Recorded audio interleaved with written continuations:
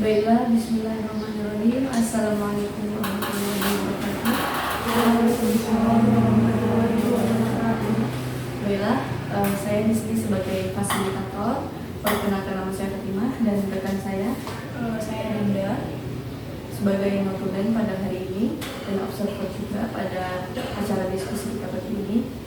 Dan di sini kita berkumpul untuk mendiskusikan tentang isu penurunan angka pernikahan di Indonesia. Sebelum kita memulai diskusi, marilah kita memperkenalkan diri masing-masing dulu dari narasumber sebelumnya saya ini. Perkenalkan, nama saya Rahma Maniati. Perkenalkan, nama saya Mariska Fadila Simamora. Perkenalkan, nama saya Dita Heriati. Nama saya Ani Sofi. Oke. Kita akan diskusi santai saja, nggak perlu buku, kita cuma diskusi santai. Sebelum itu, tapi punya peraturan. Dan di sini saya akan membacakan beberapa peraturan selama diskusi kita berlangsung.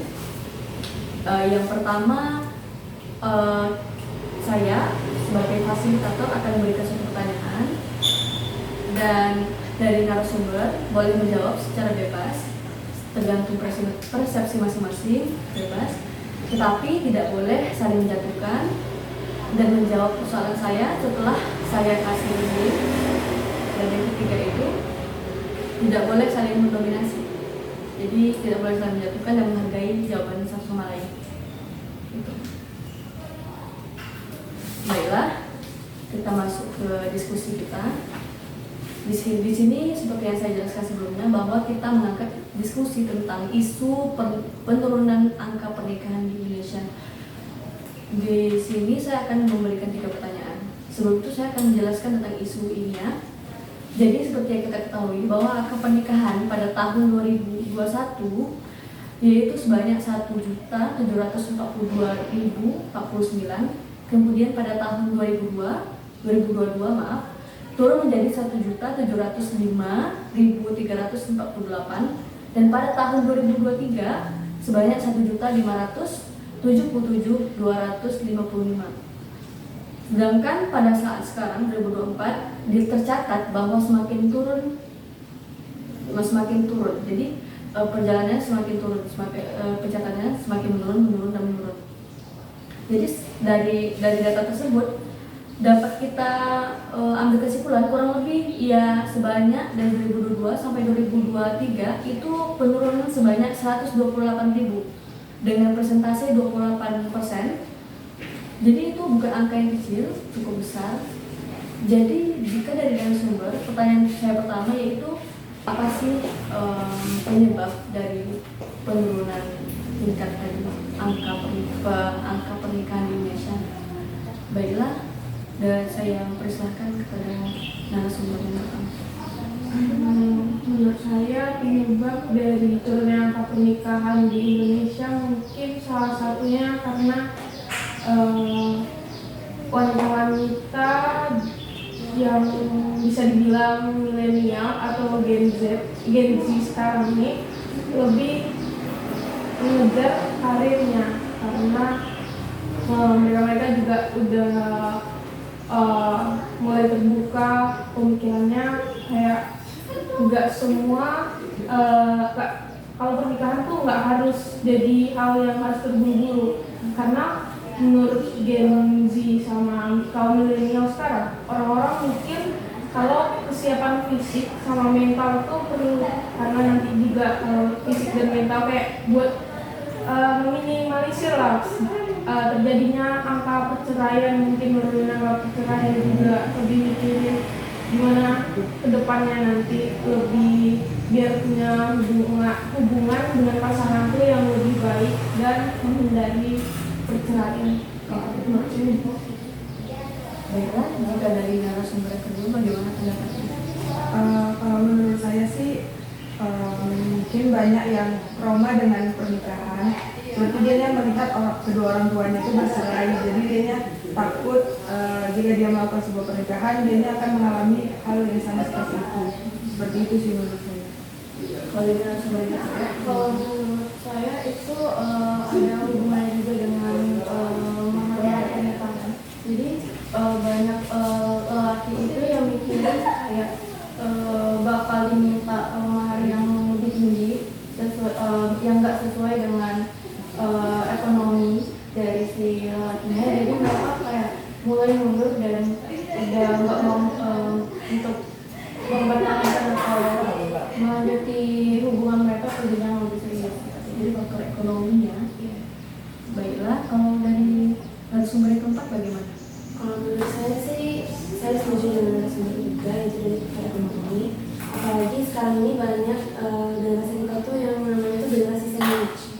Jadi mereka terjepit di antara harus menikahi yang di atas dan yang di bawah. Jadi kalau mereka tidak siap secara ekonomi, mereka memilih untuk tidak menikah.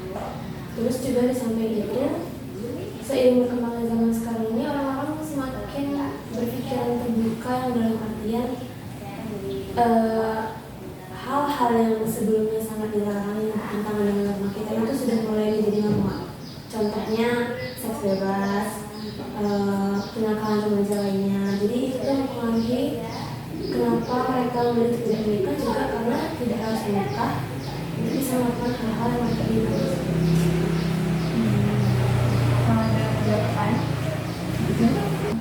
Saya ingin menambahkan mungkin karena kalau dilihat dari negara lain seperti Korea Selatan sama Jepang itu kan jumlah populasinya juga menurun karena tingkat angka pernikahannya menurun juga. Itu mungkin banyak dari generasi milenial sama Gen Z itu udah kayak bisa melihat ke negara lain gitu. Intinya mungkin menurut mereka lebih bisa contoh ke negara lain kayak bakal baik-baik aja tanpa kayak fine-fine aja gitu kalau misalnya nggak nikah. Jadi kayak udah ada contoh negara lain gitu yang ngelakuin hal itu, jadi kayak contoh lah ke negara kita sendiri gitu, jadi contoh generasi sekarang. Mungkin dari yang lain ada yang menambahkan? Izin menambahkan sedikit, ada juga yang ini nih, faktor dari perubahan peran gender. Sekarang kan kesetaraan gender kan lagi digembar-gembarkan tuh, dimana cewek lebih pengen mandiri dulu, pengen sukses dulu, baru bisa berumah tangga. Jadi itu juga mempengaruhi faktor lama tidaknya mereka menikah, siap atau tidak mereka menikah, seperti itu. Kalau dari pertanyaan sebanyak kedua dan ketiga dan menambahkan, Saya ingin menambahkan sedikit. Kalau menurut saya sih karena sekarang ini wanita dan pria itu kalau memilih pasangan itu memiliki kriteria yang terlalu tinggi, jadi saling susah untuk mendapatkan jodoh atau memiliki sebuah pernikahan itu sih. kalau karena ini sumber yang ketiga ini, Kalau saya sendiri itu setuju dengan apa yang dikatakan dengan narasumber yang kedua, dan juga untuk pandangan atau perspektif antara dan wanita juga pakai hal sama, jadi kayak nggak ada yang kayak lebih tinggi gitu ya. Jadi jadi susah buat untuk melanjutkan hubungannya ke jenjang serius. Baiklah, kita udah selesai dari pertanyaan pertama, kita akan lanjutkan ke pertanyaan kedua. Seperti yang kita pelajari tadi, bahwa pasti dari suatu permasalahan itu pasti ada dampaknya. Dan salah satu dampaknya itu yaitu dimana pernikahan itu tidak lagi sakral. Orang-orang banyak menganggap bahwa pernikahan itu nggak sakral, dimana mereka bisa melakukan seperti yang kita bilang bahwa seks bebas itu udah banyak gitu kan. Mereka bisa melakukan seks di luar pernikahan atau bagaimana untuk memenuhi kebutuhan biologis dan meninggalkan suatu syariat agama. Karena itu, kalau dari pendapat narasumber bagaimana? Pertanyaan saya pertama, yang kedua adalah apa saja sih dampak selain yang saya bilang tadi, dampak dari penurunan isu angka pernikahan dari narasumber yang pertama? Seperti yang sudah saya singgung mungkin sebelumnya terkait negara Korea Selatan sama Jepang, mungkin kalau dilihat lagi dan itu terjadi di Indonesia, pastinya populasi populasi di Indonesia bakal menurun kan, jumlah angka populasi di Indonesia menurun. Terus juga yang tadi ya seperti yang moderator telah sampaikan, mungkin pernikahan tuh udah kayak nggak sakral lagi, jadi kayak bisa ngelakuin hubungan seks di luar nikah. Jadi mungkin kalau hal itu terjadi, ngelakuin hubungan seks di luar nikah dan sampai punya anak di luar pernikahan, jadi mungkin lebih ke mental anak yang lahir dari hubungan yang nggak jelas ini bakal mentalnya mungkin sangat bermasalah, emosionalnya terganggu gitu sih. Mungkin dari kakak narasumber yang ketiga bagaimana dampak yang saya pesan seperti yang saya sebutkan tadi? Dampak yang bisa saya pikirkan itu adalah juga hampir sama dengan narasumber yang pertama, bahwa kalau jika mereka memiliki anak dari luar hubungan pernikahan yang sah, itu pastinya akan berdampak ke anaknya. Jadi mentalnya mungkin yang dirinya tidak stabil dalam emosi dan segala macam. Mungkin dari narasumber yang kedua bagaimana? Kalau menurut saya sih di zaman sekarang kan banyak laki-laki yang berpikir bahwa wanita itu kan tugasnya itu untuk menjadi ibu rumah tangga gitu kan. Jadi bisa beranggapan kayak sebagai pembantu di rumah untuk menurut perspektif dari wanita. Jadi wanita berpikir dua kali untuk melakukan sebuah pernikahan, karena juga pasti wanita kan pengen hidupnya bahagia juga. Sedangkan zaman sekarang itu banyak yang mikir laki-laki itu bahwa ya perempuan itu tugasnya ya di rumah jaga anak gitu. Jadi wanita mungkin kayak berpikir dua kali untuk melakukan sebuah pernikahan. Sudah dari narasumber keempat bagaimana? Kalau berbicara dampak ya, saya sebenarnya setuju dengan ketiga narasumber saya. Tapi sebenarnya ngomongin dampak ini ada positif dan negatifnya. Positifnya ini sedikit sih, cuma maksud saya ini bukan lebih ke penurunannya, tapi lebih ke penundaan pernikahannya.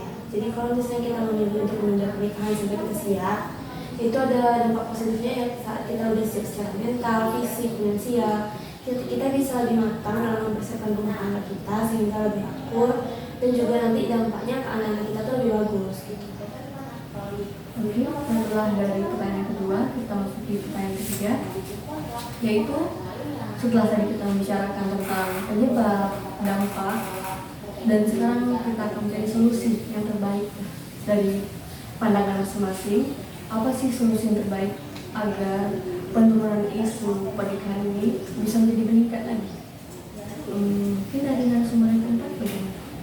Kalau menurut saya sih kita bisa melakukan edukasi konseling. Kayak sekarang kan udah banyak tuh konseling pranikah. Nah itu bisa mulai diramaikan lagi, dibanyakin lagi. Mungkin dari pemerintah bisa menyediakan konseling gratis untuk beberapa calon pengantin dengan cara tertentu misalnya. Terus nanti dengan begitu yang diedukasi atau yang mendapat konseling ini jadi tahu nih apa sih positif negatifnya kita nikah, atau apa aja yang perlu dipersiapkan sehingga lebih matang lagi dan dampaknya secara keseluruhan yang bagus lagi. Jika dari narasumber yang kedua bagaimana? Kalau menurut saya sih solusinya itu ada dukungan dari keluarga sih, terutama kan untuk biar kita juga tahu bahwa pernikahan itu tidak seburuk itu sebenarnya. Jadi banyak yang akan menikah juga di umur yang tepat. Jadi menurut saya dukungan keluarga sih yang perlu ditekankan lagi untuk menunjukkan bahwa pernikahan itu tidak seburuk itu. Karena kalau dari kakak narasumber yang pertama bagaimana? Mungkin sama sedikit sama dengan narasumber keempat, tapi di sini saya lebih menekankan ke edukasi tentang kesetaraan gender. Jadi edukasi mungkin dari masyarakat atau dari pemerintah itu sendiri kayak lebih menggaungkan tentang kesetaraan gender nih, kayak dibilang di topik pembahasan sebelumnya, mungkin narasumber kedua membahas juga kan tentang wanita tuh kayak seolah dijadiin hanya sebatas pembantu atau untuk pemenuhan kebutuhan kayak buat cowok doang gitu. Jadi kayak perlu mungkin di adanya edukasi itu jadi kayak kesetaraan gender, gimana seharusnya mungkin wanita juga boleh bekerja setelah menikah, boleh ngelakuin hal-hal yang mereka senangi dan berdampak positif juga untuk hubungan pernikahan mereka. Kita dari yang sumber ketiga bagaimana? Saya setuju dengan pendapat dari narasumber pertama dan keempat, bahwa kita juga harus mengencarkan psikoedukasi mengenai masalah pernikahan, dan juga khususnya harus mengubah konsep mindset dari orang-orang untuk jangan takut untuk menikah. Baiklah, dari pertanyaan pertama kedua ketiga sudah kita ambil kesimpulannya. Boleh dari Notulen mungkin. Baiklah, tadi dari jawaban-jawaban semuanya dari penyebab, mungkin dari pertama bisa saya simpulkan dari penyebab pertama itu dari ekonomi, yaitu ketidaksiapannya mental seseorang untuk menikah, untuk memulai kehidupan baru. Terus yang ketiga trauma, dan yang keempat itu mungkin karena dia ada banyak tanggung jawab, makanya itu menyebabkan dia tidak mau menikah gitu. Sedangkan dampak dari beberapa jawaban dari narasumber bisa saya simpulkan bahwa dampak itu dari dampak penurunan angkanya kelahiran anak.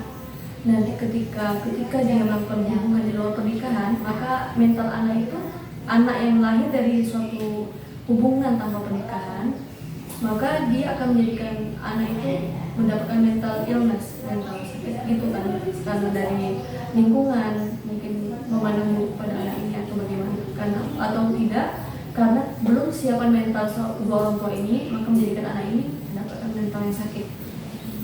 Dan tanya itu kita juga membahas solusi dari beberapa solusi dari narasumber, dapat saya simpulkan bahwa solusi yang paling tepat itu memberikan edukasi bahwa pernikahan itu nggak seburuk itu, pernikahan itu membahagiakan walaupun masih ada senang, dan kita juga butuh dukungan keluarga juga, bahwa kita akan melalui pernikahan itu pasti ada baik dan buruknya, ada positif dan negatifnya, dan pandangan laki-laki juga harus dan perempuannya juga harus kita luruskan gitu kan. Jadi memberikan beberapa edukasi, memberikan beberapa kelas untuk anak-anak muda begini sekarang agar merubah bahwa pernikahan itu nggak seburuk. Baiklah, dari kesimpulan saya tadi mungkin ada tambahan dari narasumber.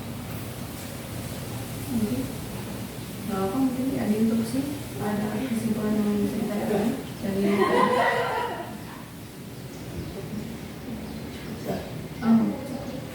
baiklah, dari tadi kita udah membahas tentang penyebab, dampak, dan solusi. Terima kasih kepada para narasumber, dan sebelumnya saya minta izin tadi kan untuk mengambil videonya dan kita mengambil kesimpulan dari pertemuan ini, dan terima kasih atas kehadirannya dan pendapatnya masing-masing.